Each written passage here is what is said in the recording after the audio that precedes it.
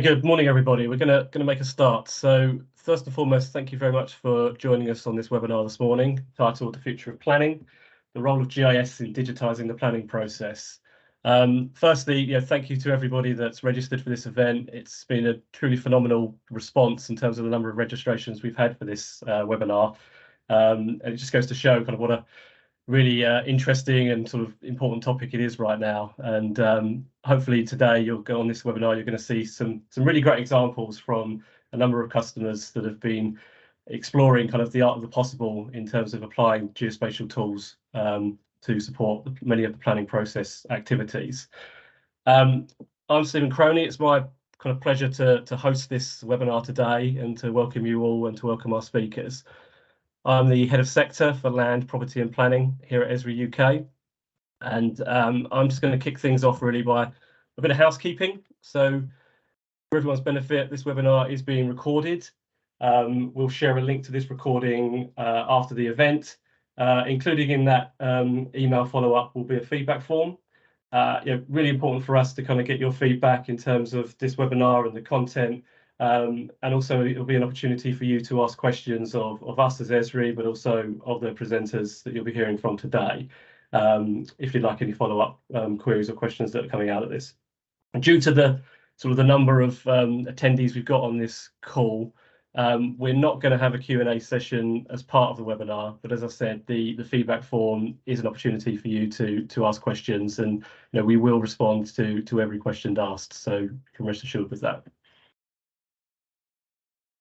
Like I said, it's my pleasure to host this event and to welcome a great lineup of speakers that we've got today. We're joined by Liz from Dacorum Council. We're joined by Gareth and Gordon from South Ayrshire. We're joined by Adriana from Esri UK and by Mick from Nottingham. We're going to be talking about the work that particularly Dacorum, South Ayrshire and Nottingham City have been doing on our planning pilot projects, something that we kicked off just over 12 months ago, really. And actually before that, we ran a competition inviting local authorities to participate. And this is an opportunity for us to update you on the progress of those pilots and hopefully kind of share some ideas and maybe some inspiration that yourselves can take away and think about how you can apply that to some of your challenges and workflows within the planning sector. Just to quickly reflect on the planning pilot. So as a piece of work within Esri, we've been delivering or developing a sector strategy for the planning sector, land, property and planning sector, really with the ambition to improve the UK planning process through the better adoption and application of GIS. And as I said, we ran this competition back in late 2021, really as an open competition, inviting any local planning authority that wanted to submit an idea to do so, really with a very broad brief of tell us where you think you can, provide efficiencies or improvements or overcome some challenges in the planning process through better use of geospatial tools. And we had a fantastic response. Around 50 authorities responded, with the quality of responses being absolutely phenomenal in terms of the areas and the challenges that they expressed and the thoughts they had on how they could drive efficiency and innovation in those spaces. We couldn't pick everyone to win as much as we would have loved to have done so, but we ended up picking 3 winners, and those are the winners that you're going to hear from today. But I thought I'd just very quickly just reflect on some of the areas and the key themes that came out from that competition. Hopefully some of these will be, I'm sure, familiar to you and the work that you're already doing or exploring. 3D visualization analysis, accountability and transparency, application approvals, environmental considerations like biodiversity net gain, citizen engagement, development monitoring, digital local plans, land ownership, natural capital, site selection. So a huge kind of variety and mix of submissions. But I think, like I say, it just goes to show and embed really where geospatial can have quite a wide-ranging impact on the planning sector through the use and adoption of GIS tools. Okay, so that was all I wanted to say right now, and it's kind of, like I said, my pleasure to introduce our first speaker, Liz from Dacorum. Liz is going to talk about the work they've been doing, particularly around monitoring and access and transparency for Section 106 and development spend. So, Liz, I'm going to hand over to you. Thanks, Steve. Hi, I'm Liz Griffiths. I'm an officer based at Dacorum Borough Council. We're based in Hemel Hempstead in Hertfordshire, and our borough covers southwest Hertfordshire, pretty much from the M25 all the way up to the Chilterns. So we were really pleased to be able to work with Esri on a pilot project focusing on developer contributions. So I will just share my presentation.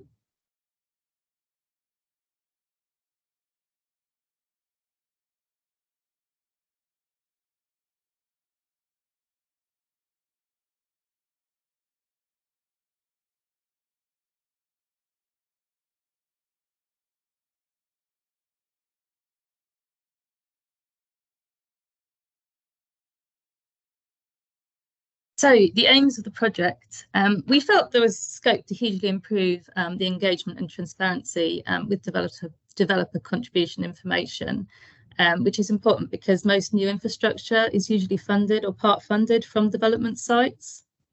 And this comes in through Section 106 agreements or through the Community Infrastructure Levy, known as CIL. We currently use Exacom software to hold our CIL and Section 106 information, and this produces text-based reports. It's a really great system, but it's not always easy to understand the data and share it with other teams within the council or with our elected members or with the general public. And it's also not easy to see the spatial relationship between the developments and the projects. So we were really keen to work with Esri to see how their technology could help us to create a visual web tool for financial developer contributions. So what exactly did we do? Well, we already held the data. It was just a case of putting it all together. So our planning applications are held within iDocs Uniform, and we extracted the red line polygons for each of the relevant applications. We created shapefiles for the projects delivered via Section 106 and CIL. And we also extracted the relevant financial data from Exacom. And then we worked closely with Joe Ellis at Exacom using ArcGIS Pro, ArcGIS Experience Builder, and basically combined all those data sets, and Joe worked her magic and created a really nice looking tool. So these were some of the data sets that we put together. This was mapping the data out to trying to decide what we should actually include for Section 106. And then the same for CIL. So yeah, a lot of work in the background, but a nice final product. So let me give you a little overview of what the tool actually looks like.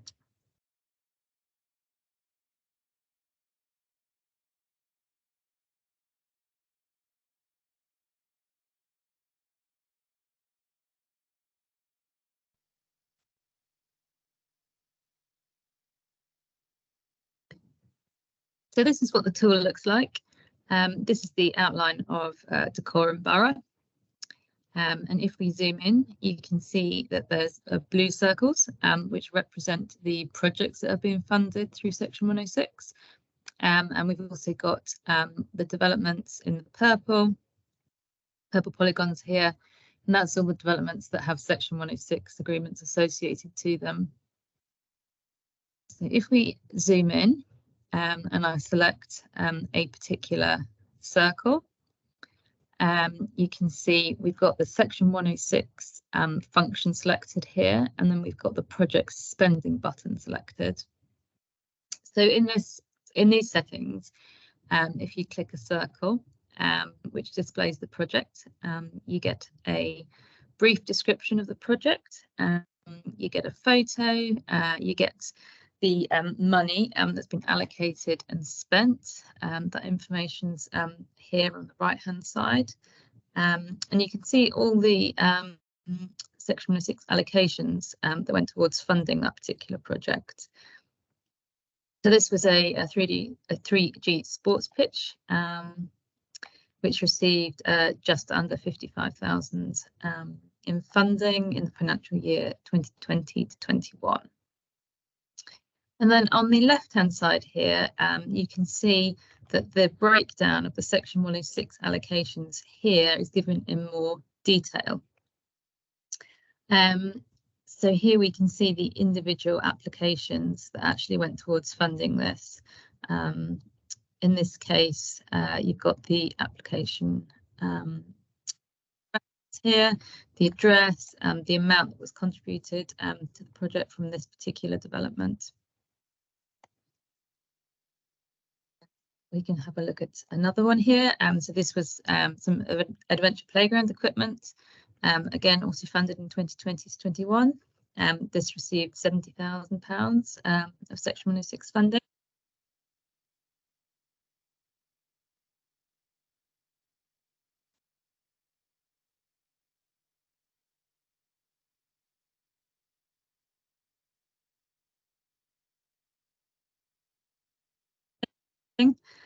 Very similar location to the previous one that I showed, the sports pitch, within the same park.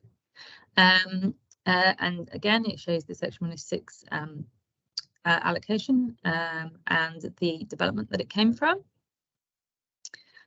You'll have noticed that because I've changed the project I'm looking at, it's also updated on the left-hand side.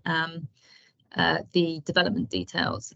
So here it's saying that the £70,000 that was spent on the adventure playground equipment was funded by this particular development here. In fact, that fully funded it. And you can see the spend date and the allocation remaining there.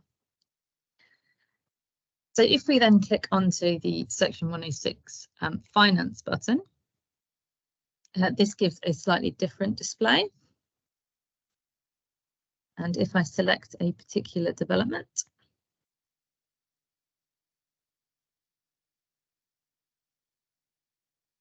so this shows in this particular setting the individual developments and the various Section 106 obligations due.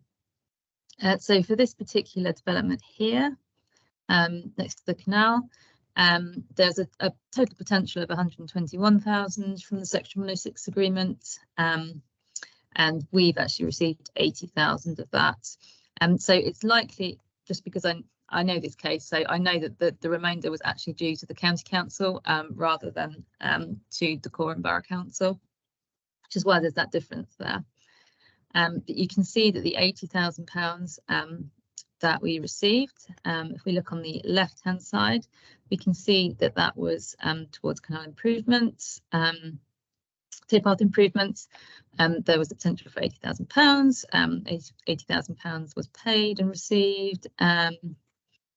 It's not been spent to date, and it also tells you the date where the council needs to spend it by. So in this case, it's 2029.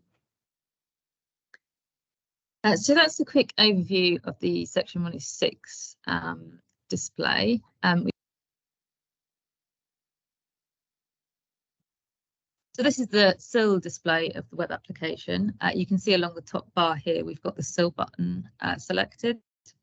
And this shows Dacorum Borough with the various parishes, which are shown in purple, and the Hemel Hempstead wards, which are shown in yellow. Each of the purple dots represents a development that has had or has SIL due on it. So if I zoom in and select a particular development,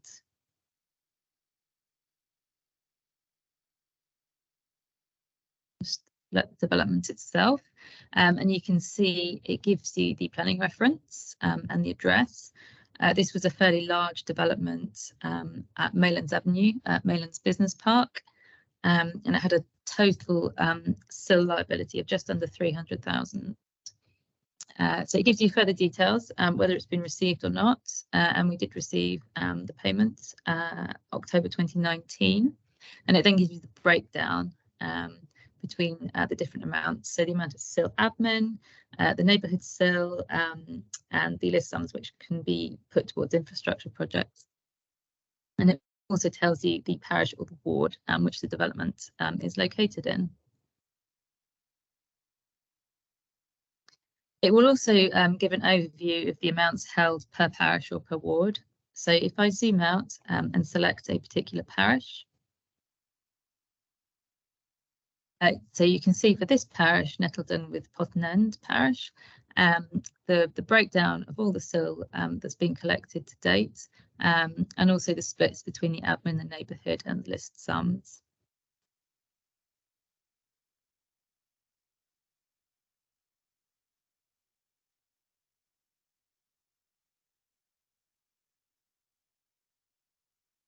So yes, that's a quick overview of the web app that was created. This is just a pilot project, so it's not a finished product, and it's currently just based on static data. So the data can be updated within the tool, but it's quite time consuming and fiddly to do that. And as soon as new data is uploaded, it goes out of date because information on payments and spend is changing on a daily basis. So currently we're just using the tool to get feedback across the different teams. People are generally liking the tool. It helps to make the data a lot more meaningful and helps identify the spatial relationships between the developments and the funding and the infrastructure projects. In future, we'd like to have automated daily data feeds coming into the tool to make sure that the current data is available. The tool is only as good as the data. We'd like to develop a public-facing option, which excludes some of the sensitive financial information, but allows the public to understand and engage with the infrastructure funding and planning of it. And we're also looking at potentially adding more layers of data, such as growth scenarios, strategic sites, to help with planning financial and non-financial developer contributions that will be required to fund and deliver the infrastructure required. So that's a brief overview. Hope that was helpful, and I'll hand back to Stephen.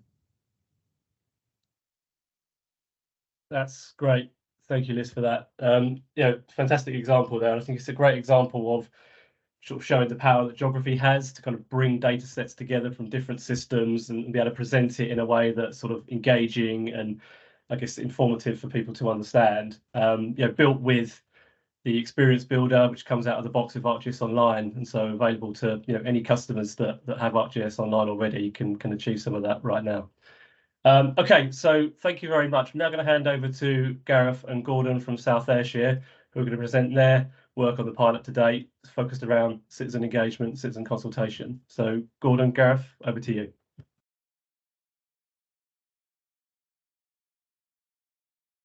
Hi, my name is Gordon Wilson, Planning Technician for South Ayrshire Council. And I'm Gareth Brough, and I'm the South Ayrshire Council Information Assistant for the Planning Service. The project we're working on with Esri UK was the Local Development Plan Digital Engagement Consultation Platform.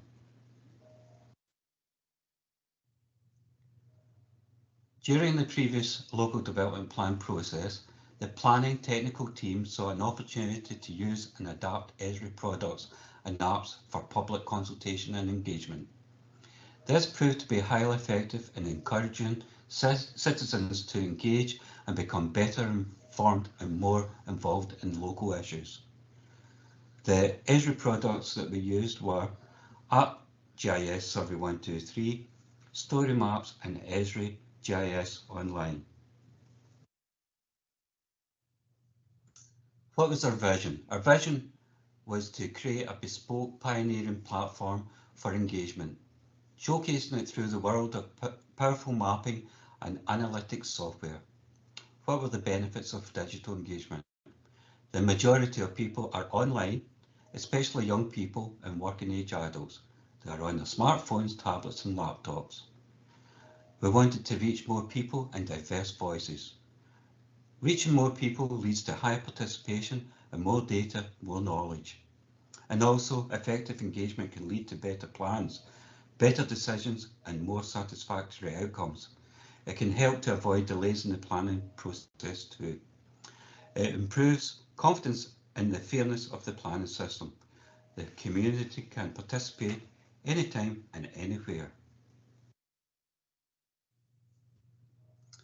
As we just submitted the Local Development Plan 2 to the Scottish Government for examination, we decided to reflect on recent South Ayrshire LDP 2 and how engagement and processes could be improved. We used some of the data to create and test the platform, take what we had learned previously, and with the help of Esri and their suite of digital tools, make everything more engaging and slicker, eye-catching as well as being user-friendly.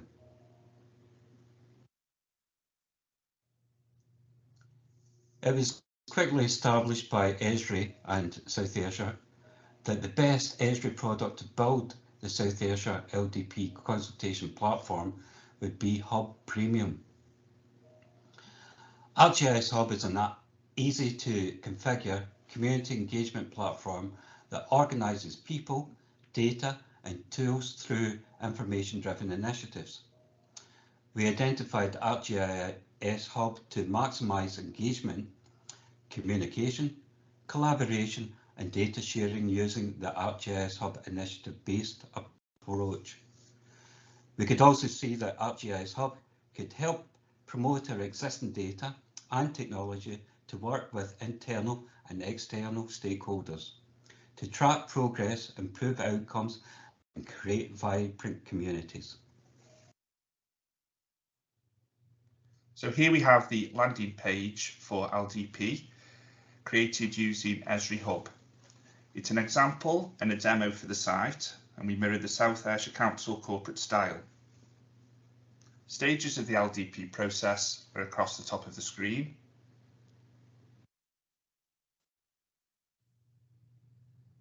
Along with other information.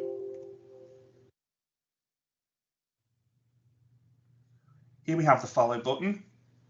By clicking follow, you become a member of the LDP online community, and this logs you in using your social media account or other email addresses.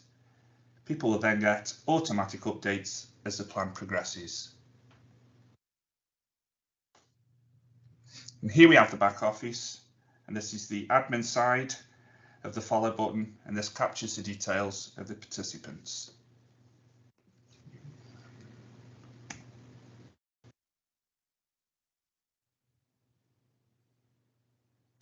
We also have the development plan scheme.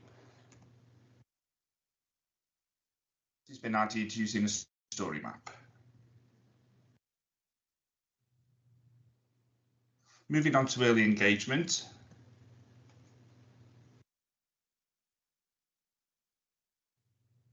As the landing page, and we're asking the public to take a survey. So here, using Esri 123, we're asking members of the public to pin a location on a map and tell us what the priorities are for that area.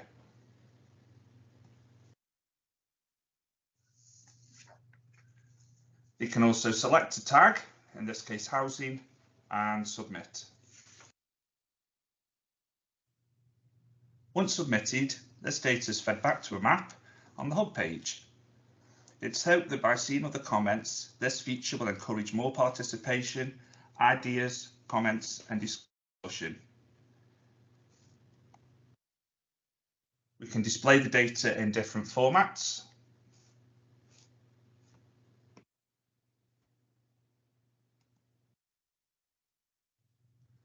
We've chosen to display a calendar to feature any upcoming events. This gives details of the location. We can also monitor numbers using the attend button. Participants can also share the event, getting word out there to more people.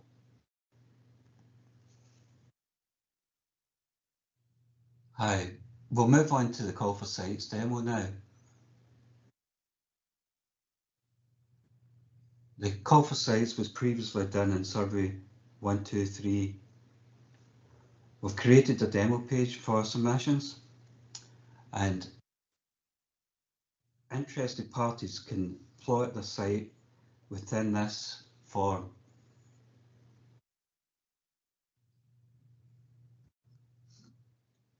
We can upload supporting documents and populate the form with the details of the site.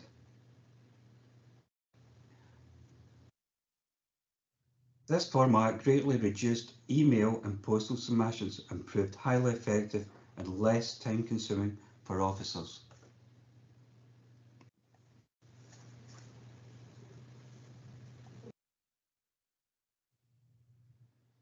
So we're now moving on to the public consultation on the call for sites. And this demonstration was created using Esri Experience Builder. You can select the site from the list and the information to that site appears below, and it also zooms to the map location.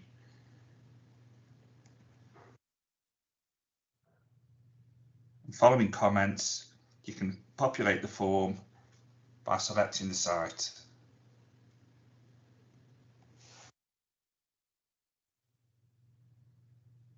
So this is the stakeholder part of the hub. And using Esri Experience Builder, we created a closed or private group for key agencies. Here they can select a site, and that gives the details spatially along with other relevant details. And then the stakeholder within the group can upload their assessment. And they're also able to update the status of their review, which keeps us informed.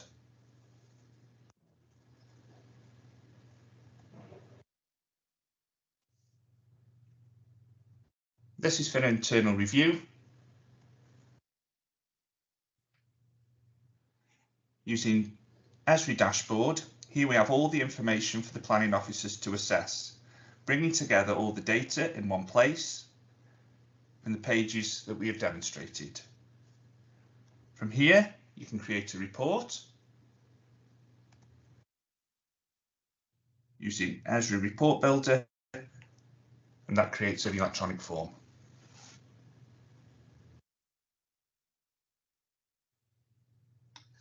Behind the scenes, we are able to collate information in one place, map the information on ArcGIS online, download the information into various formats such as ArcGIS Desktop and Excel, easily analyse the comments spatially. The plotted questions and comments become the attributes table in ArcGIS. The pilot outcome. We have developed a dedicated local development plan hub. The hub will highlight key milestones in the LDP process. It will keep the LDP citizens informed in one dedicated space with automatic notifications as the hub site changes. The LDP journey is a long process from start to finish. It is important that we need to keep stakeholders, communities and the general public interested with regular updates to the hub. The hub has a follow button, and if you activate this, the interested party will be notified to say there has been a change to LDP update. We can already see that the dedicated LDP platform will enhance South Ayrshire Council commitment to encouraging participation from as wide a range of stakeholders.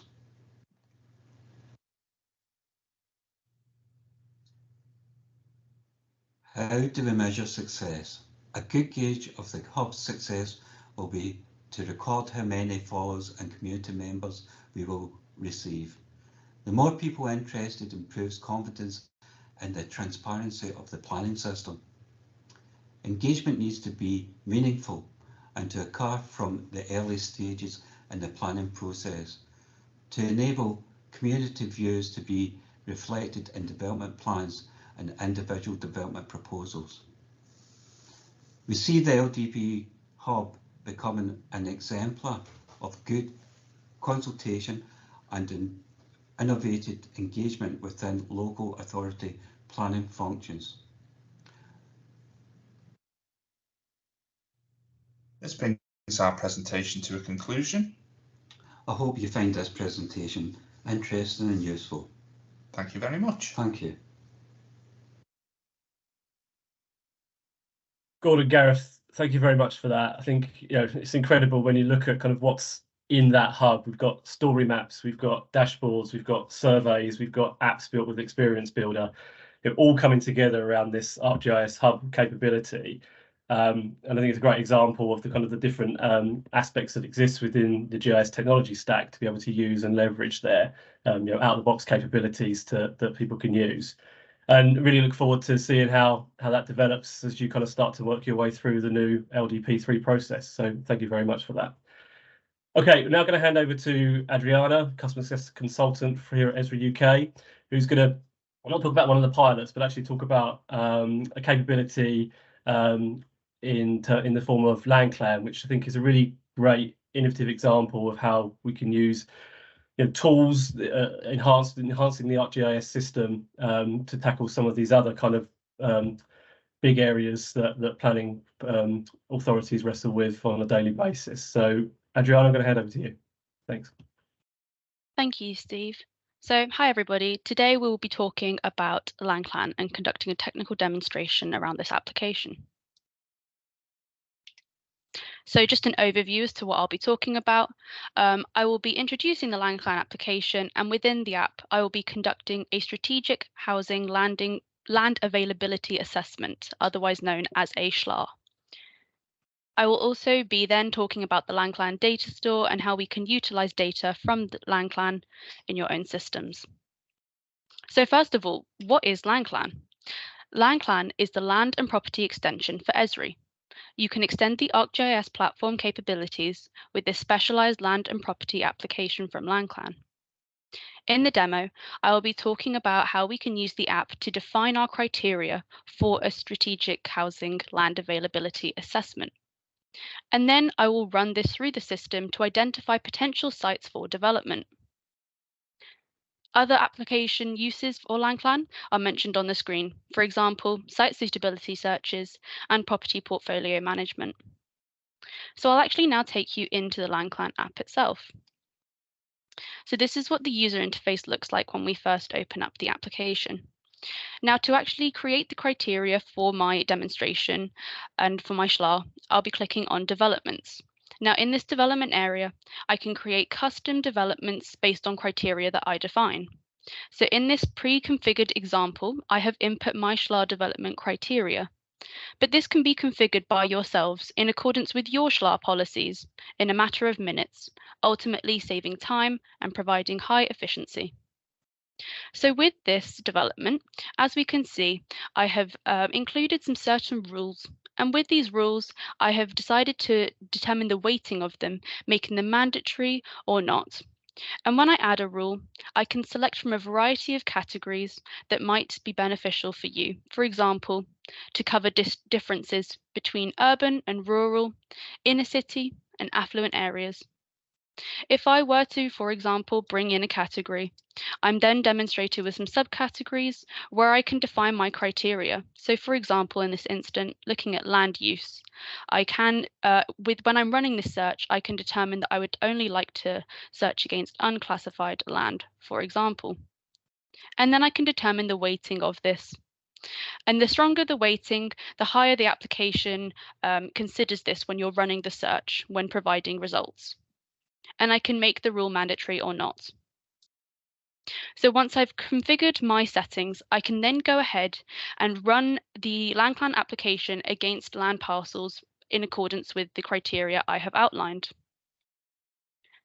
So if I now go into the land parcels area of the application, as you can see here, I can then bring in the development type, which is the SHLAR that I had just been defining the criteria for.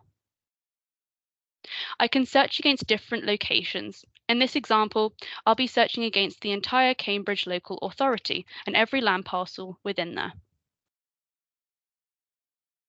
If I conduct my search, as we can see, in a matter of seconds, we will be returned with the results of the top scoring land parcels relating to the SHLAR criteria that I have defined. As we can see, I've been given top 20 results for the criteria. And if I then go ahead and click on a different result, we can see the scoring of how the result actually did when compared to the criteria defined. I can then go into more detail and look at this scoring to see which areas of my SHLAR were met, or for example, different criteria that may not have exactly met the criteria defined. I can then gain more detail into the site, for example, understanding all of this information provided, whether that be environmental constraints into the area, or even demographics of the actual land parcel and surrounding area. I can also use these tabs on the side and the information provided to compare from different examples which the land parcels have been provided back to me. As you can see, the results are changing in accordance with the parcel I select. Now, all of this data is provided to you for every land parcel that you run the search against. And as you can see, there is a wealth of knowledge provided through this data. It's important to note that LandClan data is not limited to what's already existing in the LandClan system. You're also able to import data layers from your own systems, for example, the ArcGIS Living Atlas of the World, or your content within your ArcGIS platform. And for example, this can allow you to import your call for sites or even your existing SHLA to understand potentially land parcels that you may have missed when conducting the SHLA that the LandClan application has identified. Now, when we're looking at the site details, as we saw, there are lots of different data sets that are provided against the land parcel itself.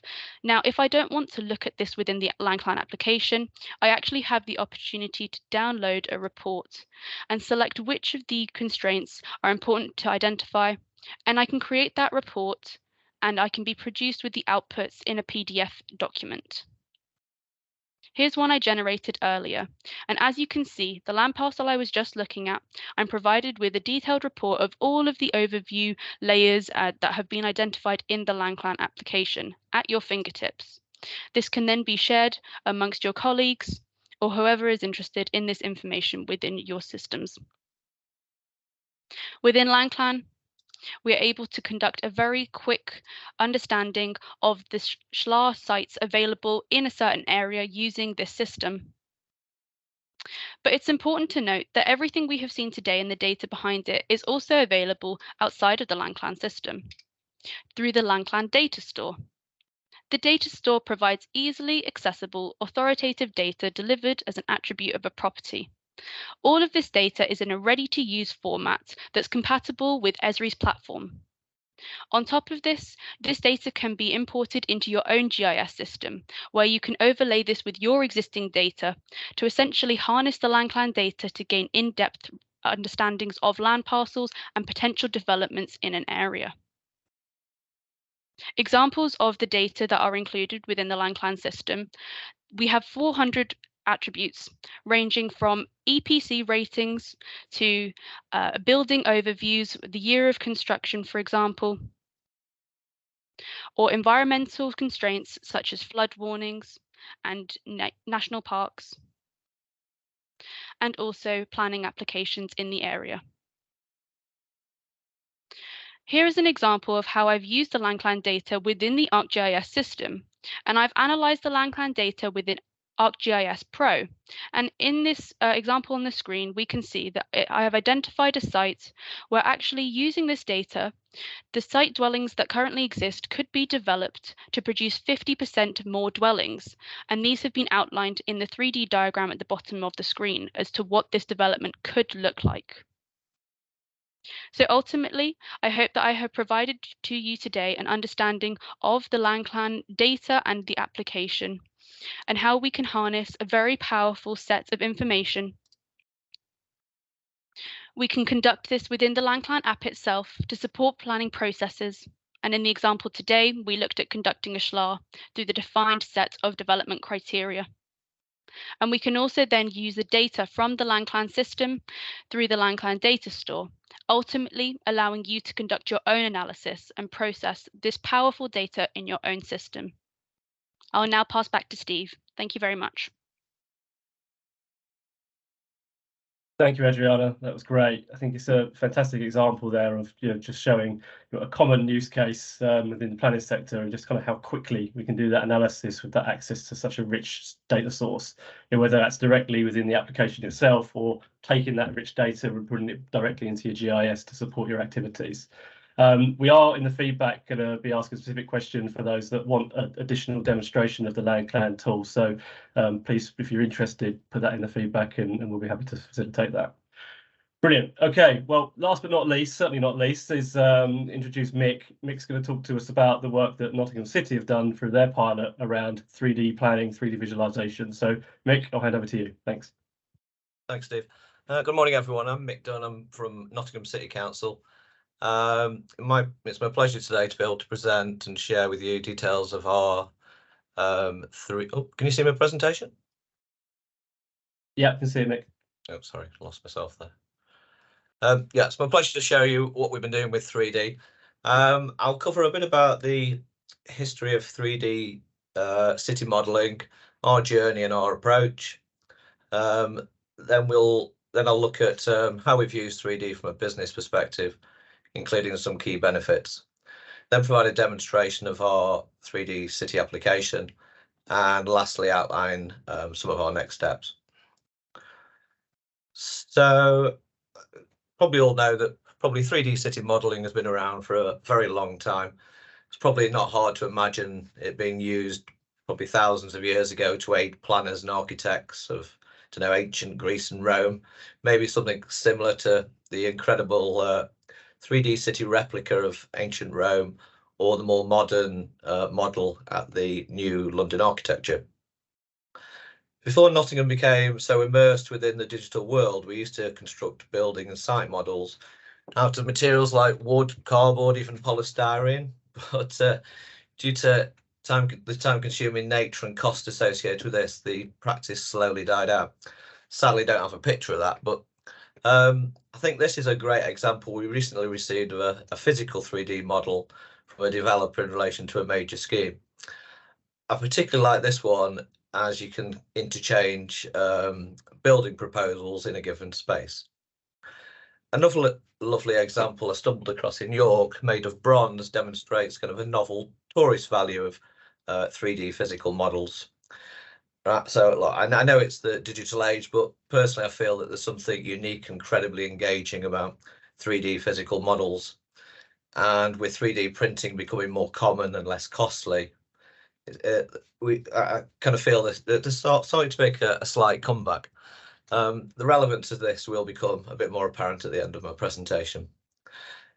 Okay, so digital models. I was surprised to discover the first digital model, the modelling software was produced about 60 years ago by a guy called Ivan Sutherland, sometimes referred to as the father of GIS, which is around the same time that the first digital GIS was developed by Roger Tomlinson, the father of, sorry, Ivan Sutherland was the father of CAD and Roger Tomlinson the father of GIS. I think it's really interesting that these two were born at the same time, because today we're seeing an increasing collaboration between the grandchildren of Esri and Autodesk to kind of bring together the complementary capabilities offered by CAD and GIS. I still find it hard to believe that the digital 3D journey at Nottingham started almost 2 decades ago. We started off by mainly using 3D to produce visualizations to support activities associated with strategic planning, so the example shown here, which eventually led to business demand from our planners to utilize 3D for pre-application and as part of our pre-application advice service in relation to major planning schemes. And over the years, we used a variety of desktop 3D modeling and graphic design software packages to undertake this work. As demand increased, though, to use 3D to conduct assessments and aid discussions between planners and developers and local representatives, the delivery mechanism via a single PC became problematic. Only having one point of access for our 3D model limited our support capability, and crazy, but it required our designer to carry a PC around from meeting to meeting. So this is when we first started to explore the potential of 3D ArcScene via Eagle to support this function. And at the time, probably 5-6 years ago, the ability to deliver detailed Log3 data at a city scale was hampered by performance constraints. But we didn't give up. We developed a number of lightweight 3D applications. We developed one to showcase our strategic development sites and another one to promote the caves underneath Nottingham streets. We also embedded 3D within a story map as part of a major consultation a couple of years ago. These were all really well received, and gave us a lot of encouragement to keep pursuing the Esri approach with 3D. So it was great timing when the Esri UK ran the planning pilot, as it gave us perfect opportunity to build upon our previous successes that I've just mentioned and pursue some other objectives. So to maximise the time available through the competition, we took a shared learning approach with Esri in 3 key areas. One was to test the Esri infrastructure, or AGLE, to deliver detailed 3D data at city scale, which was previously causing us problems, but that was our first test and that proved really, really successful. Another component we looked at was development of data manipulation techniques, such as splitting LOD3 data into discrete buildings and generating LOD2 data from readily available data sources. And the other aspect was to develop additional coding knowledge to be able to enhance the functionality within a 3D scene environment. So just quickly want to mention the data we use before demonstrating the application. So our 3D data framework is structured around a semantic model. So it's basically 3D objects made up of lots of polygons. When we talk about semantic models, the complexity or the simplicity of them are usually described as a LOD value, so level of detail, with LOD 1 being the most simplest and very easy to generate. LOD 3 is what forms the core of our city model, and as you would expect, LOD 2 is kind of a halfway house in terms of the detail it provides. Another very different type of 3D data, which is increasing in popularity these days, is the 3D photo mesh model. And at the moment, our 3D data framework is a blend of all these types. So first of all, apologies, time constraints and teams being a little temperamental at times. I thought it'd be safe to share a screen capture video rather than attempting a live demonstration.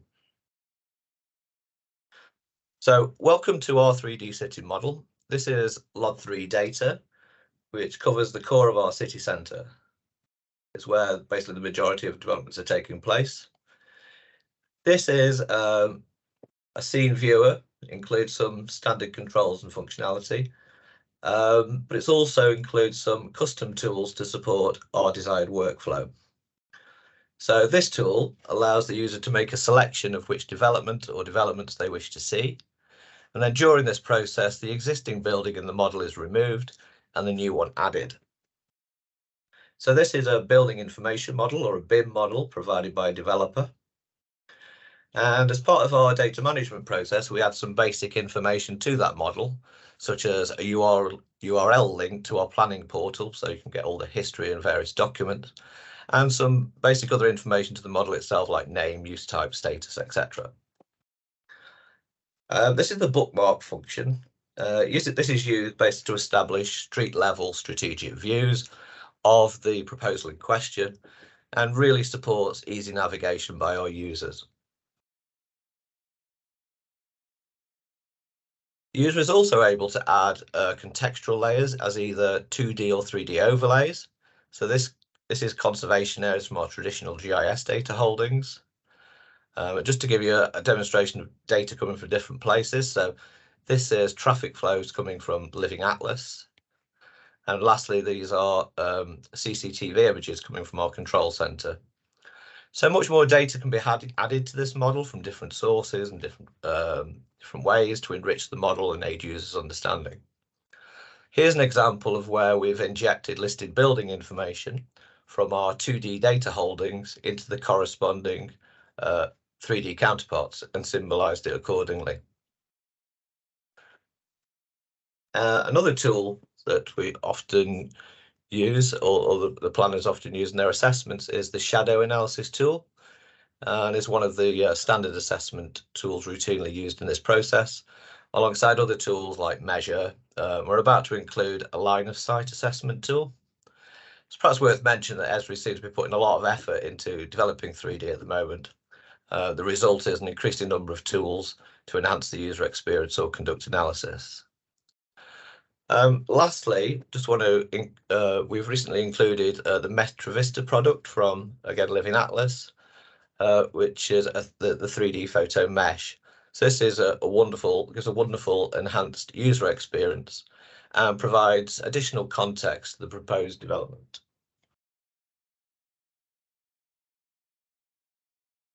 So business benefits in terms of the pre-application process. I thought it was useful to share some of the comments we've so far received from our planners and urban designers. But basically, it's 3D used at Nottingham in the way outlined has resulted in a more efficient and effective service delivery, and is really transforming how our planning service operates, particularly in relation to assessment and engagement activities. It's also reducing the time at which decisions are made. So in short, it is facilitating engagement, increasing transparency, and aids quicker decision making. So we've now established the core parts of our framework, which I've been through. We have an operational 3D assessment. So our next steps, we've still got some work to do in terms of being able to generate LOD2 data from readily available data sources, and something we're actively pursuing. We'd like to look at improving the workflows and administration, basically to ultimately to make the whole process easier. But our big push is to open up the model to the public in order to support planning engagement activities. And we really envisage this through a range of complementary immersive 3D channels. So these would include, these would include 3D physical model with digital projections, the creation of a 3D engagement hub, and the use of 3D augmented reality or virtual reality. All those three components driven by this 3D framework. That's the end of my presentation. I'd just like to say, if you're currently using 3D in the way that I've described, or you're thinking of developing a 3D capability, I'd love to hear from you. Thank you for listening. Brilliant. Thank you, Mick. Great presentation. Such a kind of visually exciting application that you developed there. And I think from all of the pilots, where you've kind of taken this pilot and kind of moved it into an operational state already is a fantastic achievement to you and the team. And it'd be great to see how that develops further with those other areas that you're keen to explore. So that's it in terms of the presentations. I just thought I'd just quickly sort of summarize in terms of what we've discussed and what we've seen today. And really kind of just sort of trying to describe it in this sense that our ambition, as we said, was to support and improve the planning process through better adoption and use of GIS. And I think these examples that you've seen today is a great way of showing how you can use these GIS tools, out-of-the-box capabilities to deliver quite a lot of some of the common challenges that the planning sector are facing. And I think GIS kind of helps to provide this data-driven process and this streamlined framework for planning and economic development. It touches on kind of the measurement of data management, visualization and mapping, analysis and modeling, design and planning, decision making and action. And I think with all of these examples, we've seen elements of that today.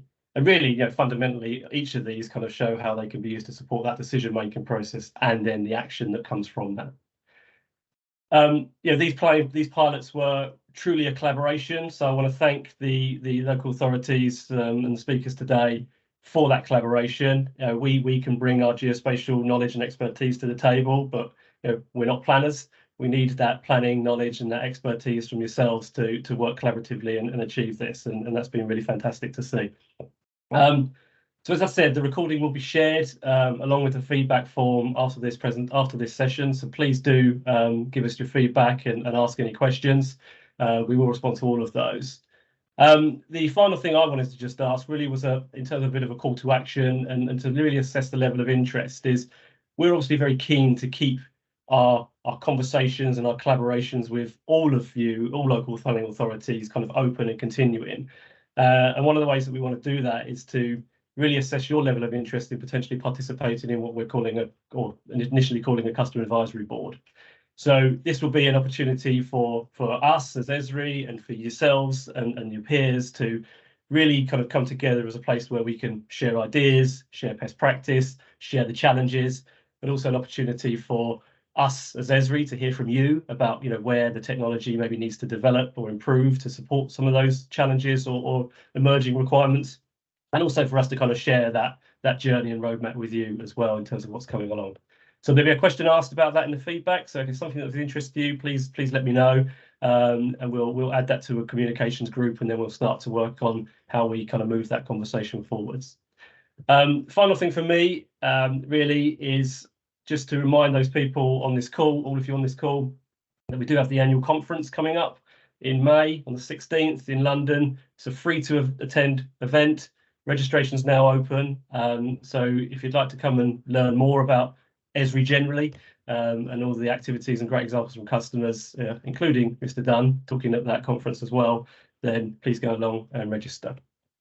And that's it. So almost bang on the hour. So thank you very much for listening. Thank you for your patience, for your time, and for joining today.